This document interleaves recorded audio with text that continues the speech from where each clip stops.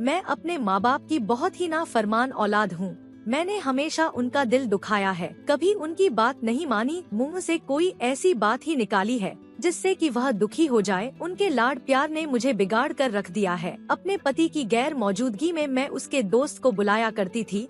हम दोनों बहुत देर तक बातें किया करते थे, लेकिन एक दिन मेरा पति अपनी दोस्त की मौजूदगी में ही घर आ गया और मुझे देखकर हंसने लगा। कहने लगा, तुम हैरान क्यों हो रही हो? तुम यही चाहती थी ना कि तुम्हारा यह बदसूरत पति तुम्हारी जिंदगी से निकल जाए। आज तुम्हारी यह हसरत पूरी हो जाएगी, लेकिन इससे पहले एक राज खुलना बाकी है। थोड़ी देर बाद वह सामने आया तो उसकी शक्ल देखकर मैं हैरान रह गई, क्योंकि उसकी शक्ल तो। मेरा नाम सुरभि है। मैं अपने माँ बाप की इकलौती बेटी थी। इसी वजह से बहुत ही लाड और नाजों से पाला गया था। मुझे अपने से कमतर लोगों में बैठना पसंद ना था। मैं शुरू से ही खूबसूरत और कीमती चीजों को खरीदा करती थी। मेरे माँ बाप ने खुद तंगी में जीवन काट कर मुझे पढ़ाया लिखाया था, लेकिन मैं अपने घर वालों से कभी खुश ना हुई थी। मेरा बाप एक ऑटो चलाता था और मेरी माँ सिलाई करती थी। उन्होंने अपनी इकलौती बेटी को पढ़ाने के लिए शहर के महंगे स्कूल में भेजा था। वहाँ मेरे हम उम्र बच्चों के माँ बाप या तो डॉक्टर थे या टीचर या फिर बिजनेसमैन थे। मुझे अपने पापा का बताते हुए शर्म महसूस होती थी कि वह एक ऑटो ड्राइवर है। इस वजह से मैं अपने पापा को कह दिया था कि वो मुझे स्कूल से लेने न आए, बल्कि मेरे लिए स्कूल बस लगवा दे। मुझे इस चीज का एहसास न था कि मेरे माँ बाप का दिल कितना दुखता होगा। मैं अपनी बातों से उनको तकलीफ दिया करती थी। मेरी माँ ने मुझे समझाने की बहुत कोशिश की कि तुम्हारी फीस ही मुश्किल से पूरी होती है, अगर हम स्कूल बस लगवा देंगे तो तुम्हारे पापा पर बोझ बढ़ जाएगा। लेकिन मेरी वही एक बात थी। मैंने कह दिया, अगर आप लोग बस नहीं लगवा सकते तो फिर मुझे स्कूल लेने आने की कोई जरूरत नहीं है। आखिरकार मेरे पापा ने मेरी जिद देखते हुए मेरी बस लगवा दी। मैं रोज स्कूल से घर बस पर ही आती थी, लेकिन मेरे बेचैन बाप के दिल को सुकून नहीं मिलता था, इसलिए बस स्टॉप पर ही 20 मिनट पहले ही खड़ा हो जाता था। किसी भी त्योहार पर भले ही खुद नए कपड़े ना पहने, लेकिन मुझे कीमती कपड़े खरीद कर दिए जाते थे, जिस पर मैं 100 तरह की कमियां निकाल देती थी। मुझे अपने अमीर दोस्तों जैसे कपड़े पहनने का शौक था। मैं खुद को अमीर जाहिर करती थी। मैंने अपने दोस्तों को बता रखा था कि मेरे पापा बिजनेसमैन है और मेरी माँ एक स्कूल की प्रिंसिपल है, जिस पर वह बहुत खुश हुआ करती थी और कहा करती थी कि तुम्हारे माँ बाप इसीलिए तुम्हारी इतनी अच्छी परवरिश कर रहे हैं। जैसे जैसे मेरी उम्र बढ़ती गई वैसे ही मेरी इच्छाओं की लिमिट भी बढ़ती जा रही थी। पहले बात सिर्फ कपड़ों और खाने पीने तक सीमित थी, अब मुझे महंगा फोन और खूबसूरत कमरा चाहिए था। मेरी माँ मुझे किचन में घुसने तक न देती, क्योंकि वह नहीं चाहती थी कि उनकी बेटी को कोई चोट लग जाए। मैंने अपने खानदान वालों से मिलना जरूरी नहीं समझती थी। हालांकि सभी मुझसे प्यार से पेश आते थे, लेकिन फिर भी मुझे उनसे एक अजीब सी चिढ़ थी। जब भी वह मेरे सामने आते तो मैं नाक चढ़ाकर कमरे में घुस जाया करती थी। हमारे घर में 2 ही कमरे थे और एक कमरा मेरे माँ बाप ने मेरे लिए रख छोड़ा था, जिसको मैंने महंगे फर्नीचर से डिजाइन किया था, जिसका कर्ज पापा अब तक उतार रहे थे। अगर मेरी माँ कभी गुस्से में इस बात का ताना देती तो मैं रोने लग जाती और कहती कि अगर आप लोग मेरी इच्छाओं को पूरा नहीं कर सकते थे तो किसी गरीब स्कूल में पढ़ाई करवा लेनी थी, ताकि मैं अपनी हैसियत को अच्छे से समझ जाती। अमीर स्कूल में भेजकर मेरी इच्छाओं को बढ़ावा आप लोगों ने ही दिया है। वहाँ बच्चे जिस माहौल से आते हैं तो मुझे बताते हुए शर्मिंदगी होती है कि मैं छोटी सी गली में लाल ईंटों वाले मकान में रहती हूँ, जहाँ पानी की एक बूंद भी गिरे तो पानी कमरों में जमा हो जाता है। आप लोग क्या चाहते हैं कि मैं दूसरों के सामने हीन भावना का शिकार हो जाऊँ? और वैसे भी जब उनके माँ बाप इतना अच्छा कमा सकते हैं तो पापा वैसा क्यों नहीं कमा सकते? मेरी माँ कहने लगी, मेहनती लोगों की अहमियत होती है। अगर तुम अपने पापा को लोगों के सामने इंट्रोडक्शन करवाओगी तो उन्हें गर्व महसूस होगा कि तुम्हारे पापा मेहनत से रोजी रोटी कमा रहे हैं और इतनी कम आमदनी में ही तुम्हारी इतनी अच्छी परवरिश और तुम्हें अच्छी शिक्षा दे रहे हैं। बहुत कम खुशनसीब लोग होते हैं जिनके माँ बाप खुद का पेट काट कर बच्चों को इतने अच्छे स्कूल में भेजते हैं, उन्हें अच्छा फ्यूचर देने की कोशिश करते हैं। तुम्हें यह सब छुपाने की जरूरत नहीं है। मुझे दोस्तों की पार्टी पर जाना हो तो मैं यह तक परवाह न करती थी कि मेरे माँ बाप किस तरह उनके लिए महंगे उपहार इंतजाम करेंगे। ऊपर से मुझे हमेशा नए कपड़े पहनकर ही जाना होता था। मेरी माँ अगर पुराने कपड़े निकाल कर मेरे सामने रखती तो मैं जाने से ही मना कर देती थी। और हमेशा भूख हड़ताल मेरा हथियार रहा था। मेरे पापा हमेशा से नरम दिल बन जाते थे। मेरी वकालत के लिए मेरी माँ से भी लड़ जाते थे। अगर मेरी माँ गलती से मुझे हाथ भी लगा देती तो पापा उनसे बात करना बंद कर देते थे। कहते थे कि हमारी इकलौती बेटी है, अगर हम उसकी इच्छाओं को पूरा नहीं करेंगे तो कौन करेगा। इसलिए मुझे अपने पापा बहुत ज्यादा अच्छे लगते थे, या ये कहा जाए कि मैं मतलबी लड़की थी तो ये कहना गलत ना होगा। मुझे रिश्तों से मोहब्बत न थी बल्कि मुझे पैसों से मोहब्बत थी। जो आदमी मुझे दुनिया की खुशी दे सके मैं उस आदमी को ही अच्छा समझती थी। दरअसल मुझे खुद से मोहब्बत थी, अपने अलावा किसी से नहीं। मेरे दोस्तों का एक ये भी फायदा होता था, वह महंगे गिफ्ट लेकर आया करती थी। जो चीज खरीदने की मेरी हैसियत ना होती थी वह मैं उन्हें खरीदने को कह देती थी। हमेशा मैं उन्हें बाहर किसी महंगे होटल में सालगिरह की पार्टी देती थी। मैं बाहर महंगी चीजें उन्हें खिलाया करती थी और मेरे माँ बाप घर पर 2 वक्त की रोटी खाने को भी तरस जाते थे। मैं उन्हें अपनी हैसियत नहीं बताना चाहती थी। हमेशा यही कहा करती थी कि घर के माहौल में हम खुलकर एंजॉय नहीं कर पाएंगे और मेरी सहेलियों मान जाती थी। उम्र बढ़ती गई, स्कूल खत्म हुआ तो कॉलेज जाने की जिद करने लगी। मेरे माँ बाप इतना महंगा कॉलेज अफोर्ड नहीं कर सकते थे, यहाँ तक कि मेरी माँ ने कह दिया तुम्हें थोड़े कम महंगे स्कूल में पढ़ा लेते हैं, पढ़ाई तो वहाँ भी अच्छी होती है। लेकिन मैंने जिद करके कहा अगर मुझे इस कॉलेज में दाखिला नहीं दिलवा सकते तो आप लोग यह सोचना छोड़ दे कि मैं आगे पढ़ूंगी। मेरे पापा एक साथ 3 लाख रुपए कॉलेज की फीस जमा नहीं करवा सकते थे। वह कॉलेज अमीरों का था, जहां बाहर के देश के बच्चे भी पढ़ते थे। वहां पढ़ने वाला हर बच्चा या तो बिजनेसमैन का बच्चा था या बड़े बड़े सरकारी अफसर का। मेरे पापा ने आखिरकार ऑटो बेचकर मेरी फीस जमा करवाई। अब रोज के खर्चे कहां से चलेंगे यह सोचकर उनकी रातों की नींदें उड़ गई थी।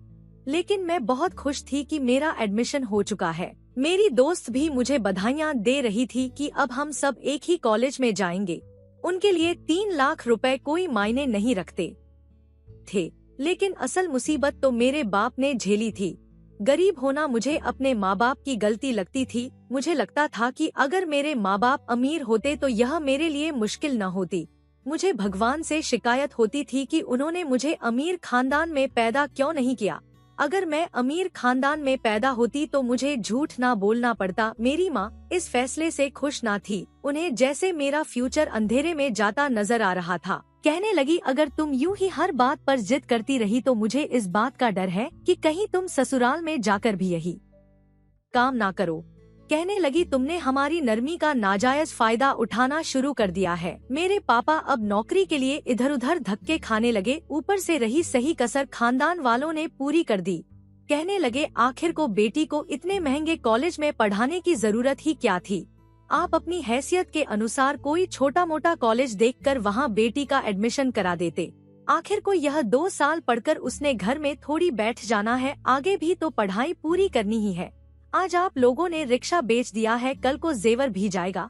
मेरा दिल किया कि मैं ऐसे खान दान बालों का मुंह नोच लूं। आखिर को मैं अपने माँ बाप से ही पैसे ले रही थी, किसी गैर से थोड़ी भीख मांग रही थी। लोग अपनी हरकतों से बात नहीं आते। इस वक्त मैं खुद को हमेशा सही समझती थी और सामने वाला मेरी नजर में गलत होता था। मुझे तो अपनी माँ से भी कोई खास मोहब्बत नहीं थी। उनका हमेशा रोक टोक करना, समझाना मुझे बिल्कुल भी अच्छा नहीं लगता था। मुझे रोक टोक करने वाले लोग बिल्कुल पसंद ना थे। मुझे यही लगता था कि मैं दुनिया की चाहे कोई भी चीज मांगू मुझे मिल जाएगी।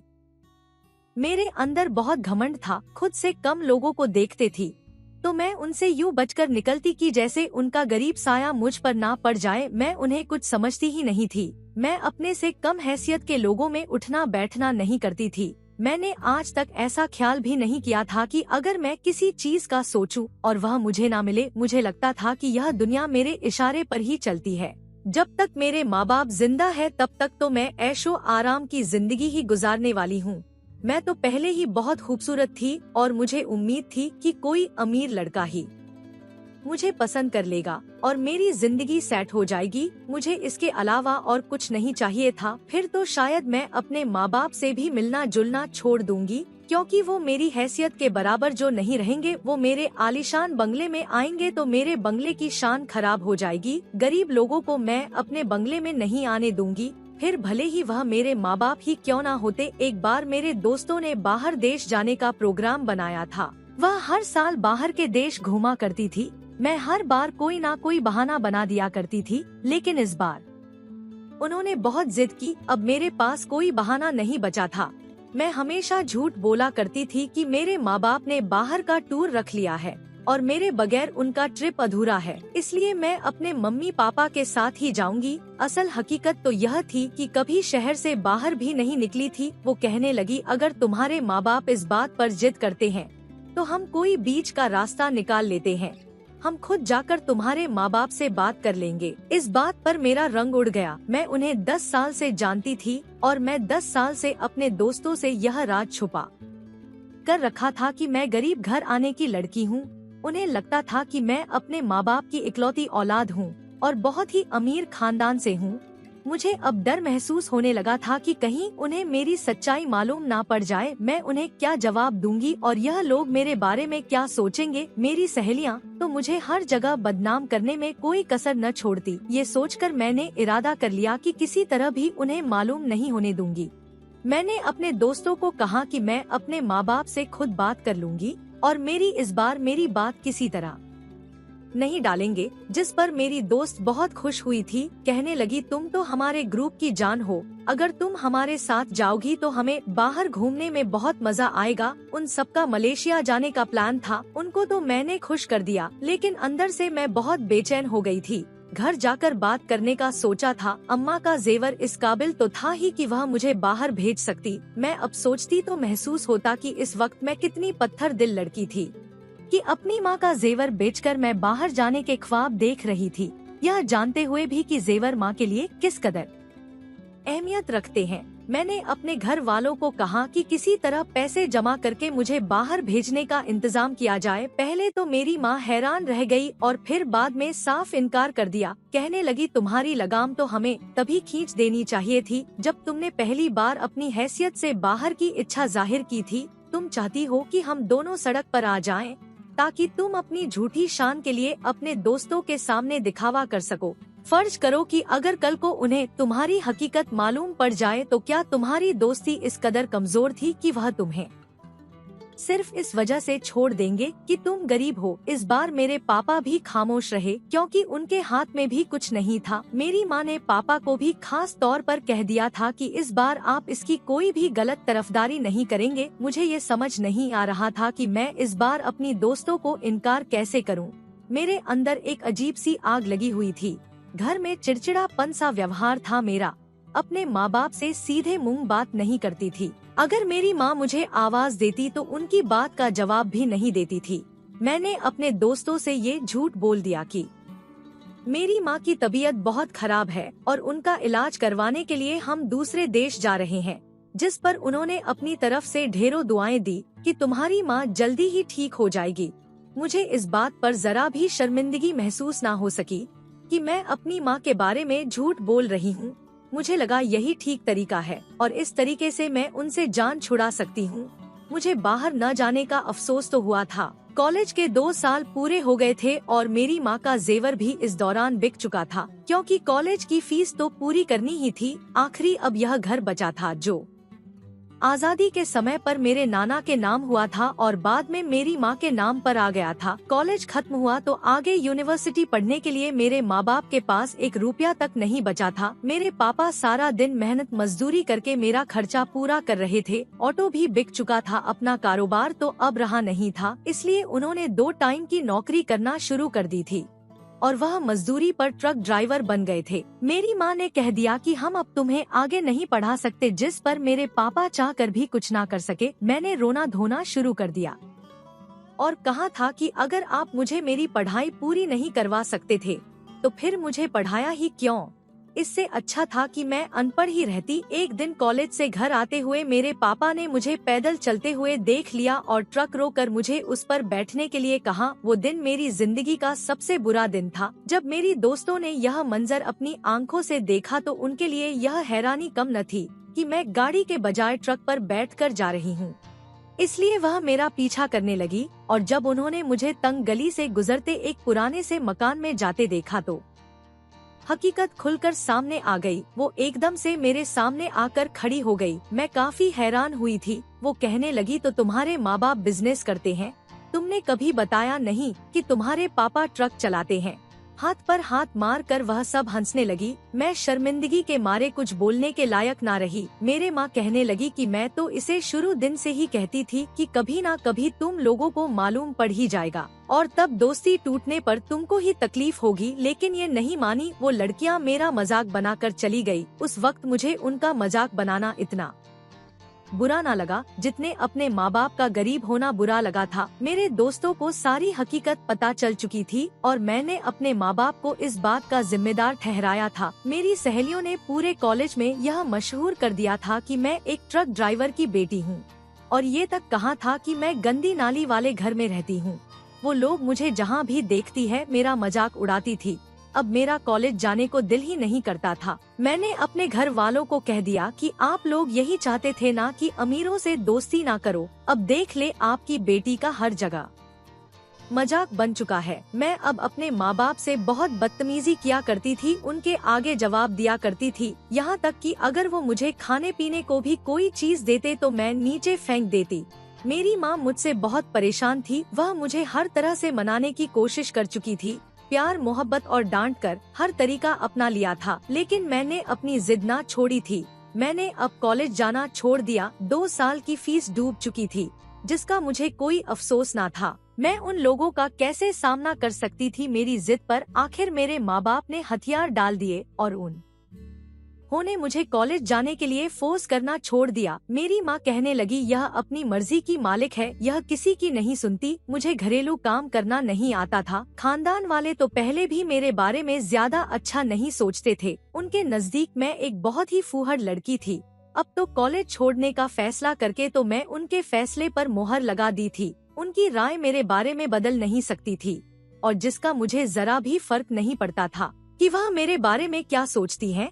मुझे अपने माँ बाप पर बहुत गुस्सा आता था और अपने माँ बाप का गुस्सा मैंने इस तरह निकाला कि मैंने फेसबुक पर लड़कों से बातें करना शुरू कर दिया, जिसका मेरे घर वालों को अगर पता भी लग जाता तो मुझे कोई परवाह न थी। फेसबुक पर लड़के मेरे हुस्न के कसीदे पढ़ते रहते थे। मैं तो सिर्फ उनके साथ वक्त गुजारी कर रही थी। असल टारगेट तो मेरा कोई अमीर लड़का फांसने का था। जब से मैंने कॉलेज छोड़ दिया था तब से मुझे इतना अफसोस भी ना था। मैं अपनी दुनिया में रहने वाली लड़की थी। मैं चाहती थी हर जगह मेरा ही जिक्र हो, हाई सोसाइटी के बीच लोगों के बीच मेरी इज्जत हो। मेरी माँ बूढ़ी हो चुकी थी, लेकिन फिर भी घर का सारा काम वो अकेली ही क्या करती थी, जबकि मैं सारा दिन आराम करती थी। मैं उठकर उनके कामों में हाथ नहीं बटाती थी। मेरी माँ घर के काम करते करते थककर चूर हो जाती थी, लेकिन मुझे उन पर दया नहीं आती थी। कई बार उन्होंने मुझे कहा कि तुम भी थोड़ा काम कर लिया करो, जिस पर मैंने उनकी बात को अनसुना कर दिया था। मैं सारा दिन फोन पर लगी रहती थी। 6 महीने गुजर गए थे। मेरे पापा काम से थक हार कर जब रात को घर वापस आते तो मेरे पास जरा भी समय नहीं होता था कि मैं उनसे दिन का हालचाल ही सुन लूं। मेरी बदलाव को वह दोनों ही देख रहे थे और समझने की कोशिश कर रहे थे कि मैं कहाँ बिजी रहती हूँ। एक रोज मैं नहाने गई तो मेरे फोन पर कॉल आने लगा। गलती से मेरी माँ ने उठा लिया, यह सोचकर कि शायद कोई जरूरी कॉल होगा। दूसरी तरफ से एक लड़का मुझे अजीबोगरीब नाम से बुला रहा था। उस दिन घर वालों को मालूम हो गया कि मैं सारा दिन कमरे में क्या करती हूँ। मेरे माँ बाप बहुत गुस्सा हुए थे। मेरी माँ कहने लगी, अब तुम्हारी जल्दी ही शादी करना पड़ेगी। मैं अपनी गलती मानने की बजाय और बदतमीजी से बोली कि मुझे अब आप जैसे किसी रिक्शा ड्राइवर से शादी नहीं करनी है। अगर आप लोग मेरे लिए कोई अमीर लड़का नहीं देख सकते तो मेहरबानी करके मुझे गरीब घर में फेंकने की गलती मत कीजिएगा। इस बात पर मेरी माँ ने जिंदगी में पहली बार मुझ पर हाथ उठाया था, लेकिन मुझे इस बात का जरा भी अफसोस ना था। मैं अपनी बात पर डटी रही। मेरे माँ बाप मेरे लिए रिश्ता देखने लगे। जो रिश्ता आता मैं मुंह पर इनकार कर देती। मुझे गरीब घर में शादी करने ही नहीं थी। एक दिन मेरे माँ बाप ने कहा कि हमने तुम्हारे लिए एक लड़का ढूंढ लिया है, इसलिए तुम अपनी तैयारी करो। मैं लड़का तो नहीं देखा था, लेकिन अपने माँ बाप की बात पर भरोसा था कि वह मुझसे झूठ नहीं बोल रहे होंगे। यकीनन उन्होंने लड़का ढूंढ लिया होगा, रिश्ता भी पक्का कर दिया होगा। खैर 2 हफ्ते बाद ही शादी तय हुई थी। मेरे माँ बाप ने मुझसे नाराजगी के बावजूद भी मेरी शादी में कोई कमी ना छोड़ी थी। आखिर को वह दिन भी आ गया जब मैं अपने माँ बाप का आंगन छोड़कर किसी पराये घर जाना था। मैंने अपना पति नहीं देखा था और न ही मुझे उसे देखने की कोई ख्वाहिश थी। आसपास लोग मेरा मजाक बना रहे थे, कहने लगे तुम्हें तो अपने आप पर बड़ा घमंड था कि खुद से भी खूबसूरत लड़का ढूंढोगी, लेकिन तुम्हारे पति को देखकर तो काली अंधेरी रात की याद आ जाती है। उनकी बातें सुनकर मेरा दिल घबरा गया था। मैंने नफरत से अपने माँ बाप को देखा जो रोने का ड्रामा कर रहे थे। मेरी माँ मुझे गले लगाने लगी तो मैंने उन्हें रोक दिया और कहा कि अब आप यह हक नहीं रखती कि मुझे गले लगा सके। जितना आपने मेरे साथ बुरा करना था कर चुकी है। मेरी माँ कहने लगे कि मुझे अफसोस है कि आज भी तुम्हें अपनी गलती का एहसास नहीं है। जिस दिन तुम्हें अपनी गलती का एहसास होगा, सामने वाला तुम्हें सही लगने लगेगा। हमने आज 6 लड़के को देखकर रिश्ता पक्का कर दिया और आज तुम अपने घर की हो जाओगी। कोशिश करना कि अपने घर को बसा सको। मैंने उनकी बात पर कोई जवाब ना दिया और मुंह मोड़ कर बैठ गई। थोड़ी देर बाद शोर उठा कि दुल्हन को मंडप पर लेकर आओ। जब मैं मंडप पर गई और मैं अपने दूल्हा को देखा तो मेरा दिल धक से रह गया था। मेरा दूल्हा तो कोयले की तरह काला था, जिसको देखकर दोबारा देखने का दिल ही नहीं चाहा। मैंने तो अपने जीवन साथी के लिए ना जाने कितने सपने सजाए थे। उस वक्त मुझे एहसास हुआ कि सारी जिंदगी मैं एक धोखे में रही थी कि मैं जो चाहूंगी वह मुझे मिल जाएगा। माँ बाप ने मेरे लिए यह आदमी तलाश किया था। लोग मेरा कितना मजाक बना रहे होंगे। मैं तो सपने में भी ऐसा पति नहीं सोचा था, लेकिन पति के घर जाकर अंदाजा हुआ कि मेरा पति अच्छा खासा अमीर आदमी है। मेरी ससुराल में नौकर चाकर की फौज थी। बड़ा सा खूबसूरत बंगला था। मेरी ससुराल में कोई नहीं था। देवांश कहने लगा कि मेरे माँ बाप बाहर के देश में रहते हैं और मैं इस बंगले में अकेला ही रहता हूँ। लेकिन अब मुझे उसकी दौलत बिल्कुल भी अच्छी नहीं लग रही थी।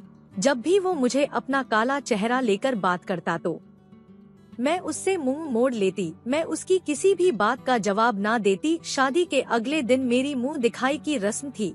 मुंह दिखाई में उसके कई दोस्त आए थे। उसका एक दोस्त मुझे बहुत पसंद आ गया। उसे देखते ही मुझे लगा कि मेरी किस्मत तो उसके साथ ही सजनी थी। मेरी माँ मुंह दिखाई की रस्म में आई थी और मुझे समझाती रही कि तुम्हारा बाप तुम्हारी तरफ से बहुत दुखी है, अब उसे और कोई दुख मत देना। यह ना हो कि तुम्हारा कोई दुख बर्दाश्त ना कर पाए। मैंने अपनी माँ की बात को एक कान से सुनकर दूसरे कान से निकाल दिया। मेरा पति मेरे करीब आने की कोशिश करता तो मैं उसे झटक देती और दूर हो जाती। रात देर से कमरे में वापस आती और सुबह होते ही निकल जाती ताकि मेरा अपने बदसूरत पति से सामना ना हो। काश उसके पास दौलत के साथ शक्ल सूरत भी होती तो मैं गुजर कर लेती। उसका दोस्त मुझे अपना फोन नंबर दे गया था। शायद वह भी मुझे चाहता था कि मैं उससे बात करूं। यूँ मैंने एक दिन उसे कॉल कर दी, अपने बारे में बताया तो वो मेरे हुस्न की तारीफें करने लगा। कहने लगा मैं तो देवांश से भी ज्यादा अमीर हूँ। आपने क्या सोचकर देवांश से शादी कर ली? आप मेरे जैसे लड़के के साथ ही खूबसूरत लगते हैं। उनकी इन बातों ने मुझे बहुत खुशी दी थी। मैं भी तो यही चाहती थी कि मैं अपने पति को छोड़कर इस हैंडसम लड़के से शादी कर लूं। मैंने कहा कि मेरे माँ बाप ने जबरदस्ती मेरी शादी करवाई है, वरना मेरे ख्याल आता आपसे अलग नहीं थे। धीरे धीरे हमारी बातचीत बढ़ने लगी थी। हम दोनों सारा दिन बातें करते रहते थे। देवांश के जाते ही मैं उसके दोस्त को कॉल लगा लिया करती थी और फिर सारा दिन हमारी बातचीत चलती रहती थी। अब तो मैं देवांश के गैर मौजूदगी में अक्सर उसे घर पर बुला लिया करती थी और उसके आने से पहले ही नौकरों को छुट्टी दे देती थी। अब तो जब से मैंने उसके दोस्त के साथ दोस्ती की थी, तब से मैं अपने पति से और भी ज्यादा बदतमीजी करने लगी थी। मैंने सोचा कि किसी दिन मेरी बदतमीजी से तंग आकर वो कोई ऐसा कदम उठा ले कि मैं उसकी कैद से आजाद हो जाऊं। अगर वो मुझे गलती से एक बात कह देता तो मैं उसे 10 बातें सुनाया करती थी।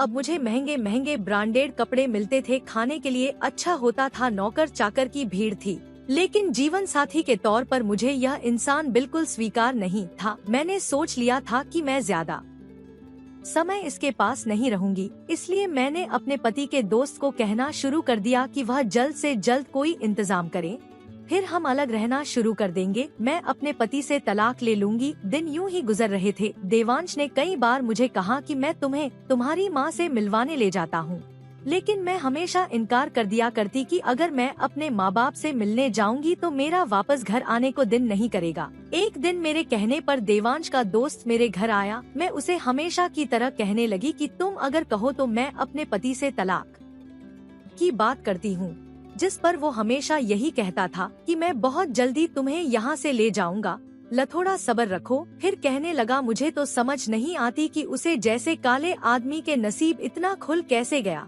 लंगूर के पहलू में हूर वाला मामला है। मैं भी उसके मजाक पर हंस दी। मेरा सांस तब सूखा जब मेरा पति घर में आया। हम दोनों को बैठा देखकर वह गुस्सा नहीं हुआ था, बल्कि अपने दोस्त को देखकर हंसने लगा।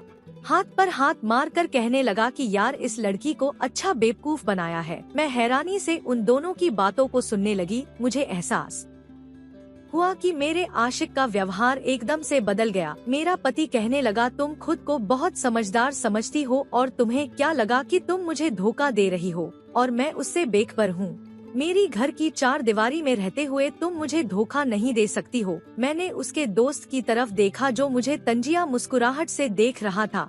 मुझे उसी वक्त उनका गेम समझ आ गया था। वह कमीना इंसान मेरे पति के साथ मिला हुआ था और वो दोनों मिलकर मेरा मजाक बनाने की कोशिश कर रहे थे। मैं गुस्से से भर गई और चीखना शुरू कर दिया। मैंने कहा कि मुझे इस बात का कोई अफसोस नहीं कि मैं तुम्हें धोखा देने की कोशिश कर रही थी। बेशक वो धोखा तुम्हें ना मिला, तुम्हें चीजों का पहले से पता था। तुम अपनी शक्ल देखकर अपनी जैसी लड़की से शादी कर लेते। मेरी जैसी खूबसूरत लड़की की जिंदगी बर्बाद करने की क्या जरूरत थी? जिस पर दोनों पागलों की तरह हंसने लगे। मेरे पति का दोस्त बोला कि तुम अगर इसको एक बार देख लोगी तो इसकी दीवानी हो जाओगी और तुम्हें इस धोखा देने पर अफसोस होने लगेगा। मेरा पति उठकर वॉशरूम चला गया और कुछ देर बाद वापस आया तो मैं उसे देखकर हैरान रह गई। उसके चेहरे का कालापन खत्म हो चुका था और उसका असल रंग निकलकर सामने आया था। उसकी पर्सनैलिटी देखकर मैं दंग रह गई थी। मुझे अफसोस हुआ कि मैं अपने पति के साथ वफादार क्यों ना रही। मैंने कहा, तुमने मेरे माँ बाप को धोखा दिया है। अगर तुम काले नहीं थे तो तुम्हें यह नाटक करने की क्या जरूरत थी? वह हंसने लगा, कहने लगा कि तुम जैसियों के लिए नाटक करना बहुत जरूरी है। तुम वो बेटी हो जो अपने माँ बाप को कभी कोई सुख ना दे सकी। मेरे माँ बाप नहीं है। मैं तुमसे झूठ बोला था कि मेरे माँ बाप बाहर के देश में रहते हैं। मैंने एक रिश्ते वाली से बात की थी और उसे वही अपनी तस्वीर दी थी जिस पर मेरी रंगत काली थी। हर बार मेरे काले रंग की वजह से मेरे रिश्ते से इनकार हो जाता था। अगर मैं अपनी असली रंग में सबके सामने रहता तो मेरे आसपास लड़कियों की भीड़ रहती थी। हर कोई मुझसे शादी की इच्छा रखती थी, लेकिन मुझे पता था वह सब लड़कियां पैसों पर मरती हैं। तुम्हारे माँ बाप ने मुझसे मिलने के लिए कहा। मैंने उन्हें तुम्हारे घर आने की बजाय अपने घर बुला लिया। तुम्हारे माँ बाप की मोहब्बत देखकर मैं इम्प्रेस हुआ। मुझे विश्वास था कि उनकी औलाद उनकी तरह होगी, लेकिन तुम्हें देखकर मुझे अफसोस हुआ था। तुम भी बाकियों की तरह दुनिया की दौलत के पीछे भागने वाली लड़की हो और तुम्हें क्या लगा कि तुम मुझे धोखा दे रही थी। यह मेरा कोई दोस्त नहीं बल्कि मेरे ही ऑफिस में काम करने वाला एक छोटा सा वर्कर है जिसको कुछ रुपए देकर मैंने ये काम सौंपा था। मेरे सर पर तो आसमान गिर चुका था। मेरा पति कहने लगा कि मैं तुम जैसी औरत को अपने घर पर और नहीं रख सकता, इसलिए मैंने फैसला किया है कि मैं तुम्हें तलाक दे दूं। मुझे अफसोस होगा कि तुम्हारे माँ बाप तुम्हें दोबारा अपने घर में बिठाकर रोटी खिलाए।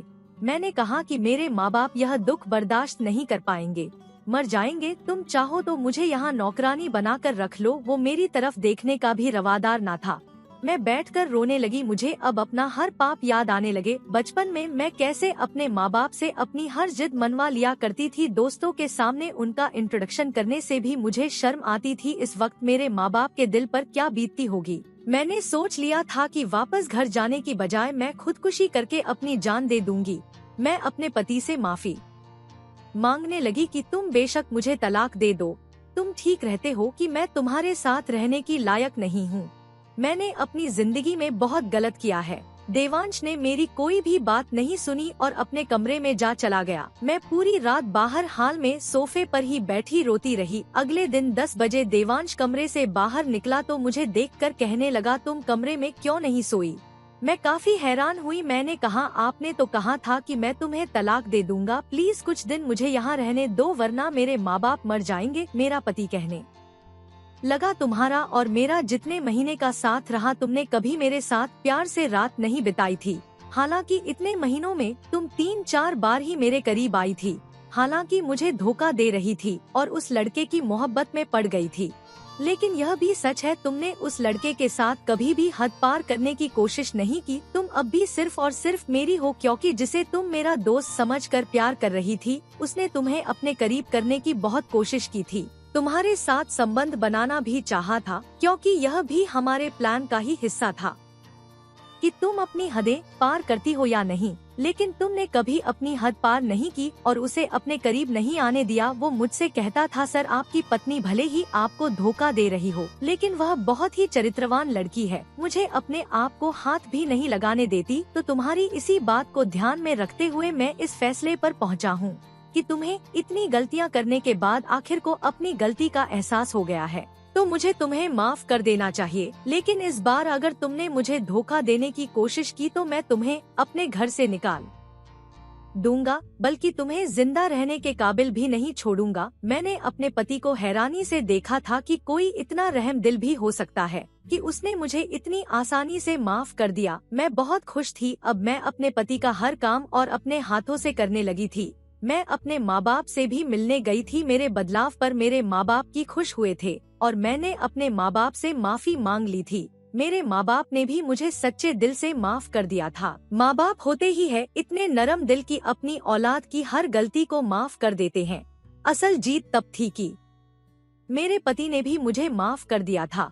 मैं अब अपने पति से सच्ची मोहब्बत करने लगी हूँ, उसकी हर बात मानती हूँ और मेरा पति भी बदले में मुझे उतनी ही मोहब्बत और सम्मान देता है। मेरे पति ने कभी मुझे पुरानी बात का ताना नहीं दिया था। वह दिल का बहुत अच्छा था, मेरा बहुत ख्याल रखता था। भगवान ने मुझे एक चांद सा बेटा भी दिया और अब मैं अपने भगवान का जितना धन्यवाद करूं उतना कम है कि मुझे इतना अच्छा प्यार करने वाला पति मिला।